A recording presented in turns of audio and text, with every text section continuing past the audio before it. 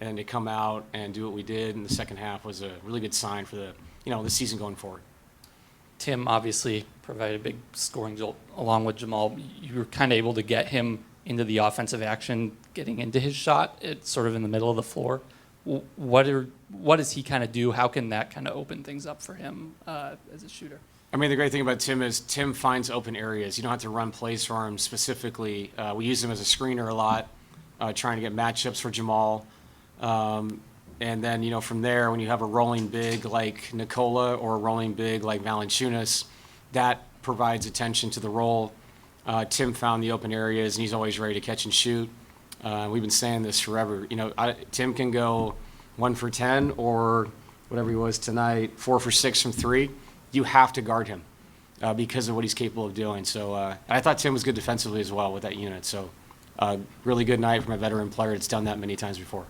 Nicola's now started the season with 3 triple-doubles. Yeah. Pretty big one tonight. What's been most impressive about his start to the season? Patience. Just taking what's given. Last game, questions about he only took 1 shot in the first half, but I think we were ahead by a lot. So he just takes what the game gives him. He had some one-on-one opportunities tonight when they switched, and he went and scored the basketball. And then when they collapsed on him, he found people. And, 25, 19, 10, 9 for 10, 7 for 7 from the line. The king of efficiency. How did you see Jamal Murray dominating the way he did tonight? Yeah, it's just an extension of what he's been doing. He's going to have nights like this, but to be honest, the scoring was super impressive, but just his ability to keep going. He's in good shape, mentally and physically. He got on a heater, and to be plus 30 in this gym is really impressive. And again, 29 shots, but 16 makes, 5 for 9 from 3, 6 for 7 from the free throw line. Another example of great efficiency from Jamal.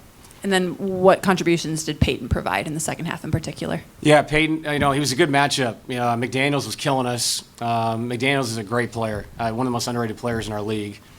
And I thought Peyton did a good job. He didn't. I'm not saying he stopped him, but he bothered him at the rim. That allowed us to push Aaron to Randall more, and we could use Nikola in different ways defensively, kind of move him around. Valanciunas included, and then to Peyton's credit, he's been working on his shot. He knocked down those 2 threes, and guys made the right pass to each other. The open man always wins, so it's good to see Peyton knock it down. Coach, there's already a lot of talk in the media. The Nuggets this year have a really good chance of winning the championship and everything. Obviously, very early in the season, but how does that make you feel? Does you feel like it puts pressure on you in some way? No, I think being talked about to possibly win a championship is where you want to be. And I think there's a lot of teams that are talking about that, and they should, because the Western Conference is it's a monster this year. And if you stay healthy and the matchups break your way, if you're lucky enough to get in that tournament, there's a lot of teams that have the chance to do it, and I think we're one of them. But it's going to be hard. This conference. I don't remember a conference like this in all my years in the NBA. But do you feel like the season started better than last year? Last year it seemed like it started rough, some losses already early, and this year it seems like things are much better. Yeah, 2-1's 2-1. We had it. It's funny. You look back and you say, oh, we could be 3-0, but we're not. We got beat the first night. I just like the way we're playing.